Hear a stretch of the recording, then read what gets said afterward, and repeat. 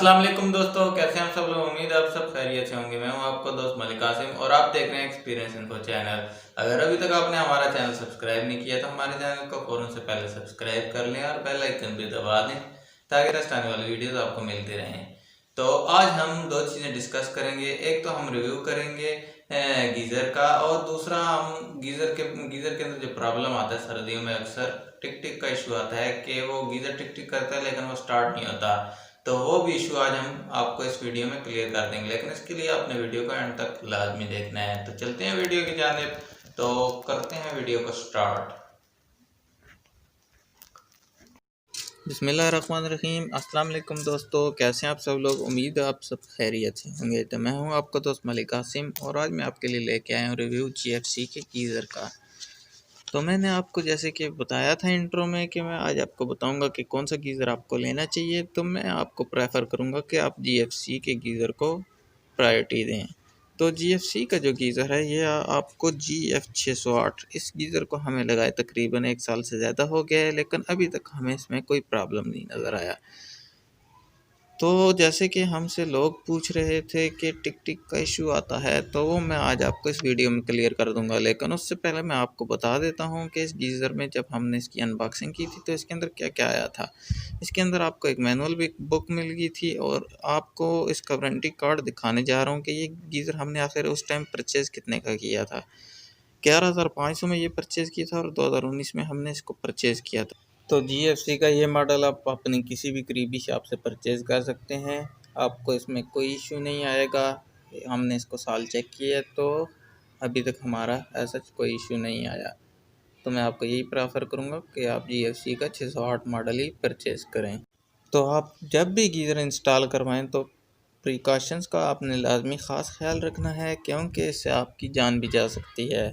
तो मैं आपको जो इसकी नॉर्मल सेटिंग्स रहती हैं वो मैं आपको बता देता हूँ कि इसकी नॉर्मल सेटिंग्स क्या रहती हैं। तो आप यही सेटिंग्स कॉपी कर सकते हैं, इससे आपका पानी बेहतरीन गर्म आएगा। तो आपने जो फर्स्ट जो है बटन आपने इसको मैक्स पे कर देना है। जब आप इसको मैक्स पे करेंगे तो ये जो आपकी आग है उसको मैक्स पे कर देगा। आपने इसको सूरज वाले आइकन पे कर देना है और इसको भी मैक्स पे कर देना है। तो तीनों बटन की सेटिंग्स आपको पता लग गई होगी। तो आप इस तरह की सेटिंग्स रखेंगे तो आपका पानी मज़ेदार गर्म आएगा। तो नीचे जो है इसके आपको मिल जाता है, सबसे पहले ये आपको बैटरी मिल जाती है, यहाँ से आप बैटरी इंसर्ट करते हैं। तो ये जो वाटर इन और वाटर आउट का है ये पाइप्स, और ये जो है ये गैस का पाइप है।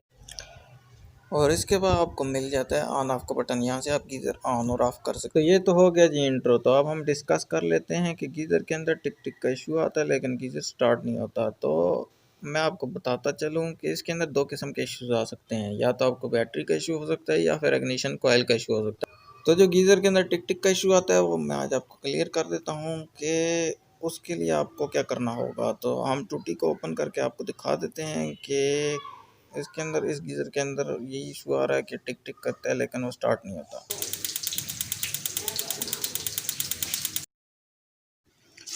तो आज आपका ये प्रॉब्लम सॉल्व हो जाएगा, तो आपको फ़िक्र करने की बिल्कुल भी ज़रूरत नहीं है। आपने वीडियो को पूरा देखना है और मैं आपको बताता हूँ कि इस मामले को आपने हल कैसे करना है। तो इस मामले को हल करने के लिए आपने ज़्यादा कुछ नहीं करना, आपने बस एक छोटा सा काम करना है। आपने मार्केट में जाना है और 2 बैटरीज पकड़ कर लेके आ जानी है। जो बैटरीज़ ये आपको मैं दिखा देता हूँ, आपने इस तरह की 2 बैटरीज़ लेकर आनी है और जो पुरानी बैटरीज़ हैं उनको निकाल कर तब्दील कर देना है। जैसे कि हमने भी इनको तब्दील किया, तो इस तरीके से जब आप 2 बैटरीज़ जो हैं वो तब्दील करेंगे तो आपका ये मसला हल हो जाएगा। लेकिन आपने बैटरीज़ का ख़्याल रखना है कि आपने बैटरी डालनी कैसे हैं। तो दोनों बैटरीज़ आप देख लें कि जो सेल जो हैं वो आपको बता देता हूँ कि कैसे आपने डालने हैं। तो आपने दोनों सेल इसी तरीके से डालने हैं और इस तरीके से डालकर आपने ढक्कन जो है वो बंद कर देना है। और फिर जब आप चेक करेंगे, ये देख रहे हैं आपके सेल डाल रहा हूँ, आपने चोंच वाली साइड ऊपर रखनी है और प्लेन साइड नीचे रखनी है, और दूसरे की प्लेन साइड ऊपर रखनी है और चोंच वाली साइड नीचे रखनी है। और ढक्कन बंद करने के बाद आपने टूटी ऑन करनी है और गीज़र का बटन ऑन करके आपने चेक करना है कि क्या गीज़र स्टार्ट हुआ या नहीं हुआ।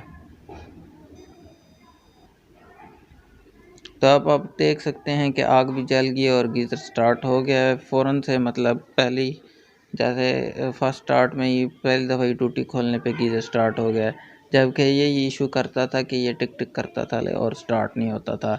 तो आपका ये इशू भी हमने हल कर दिया। आपको वीडियो पसंद आए तो लाजमी लाइक कीजिएगा और सब्सक्राइब लाजमी कीजिएगा हमारे चैनल को। मिलते हैं नेक्स्ट वीडियो में। अल्लाह हाफिज़।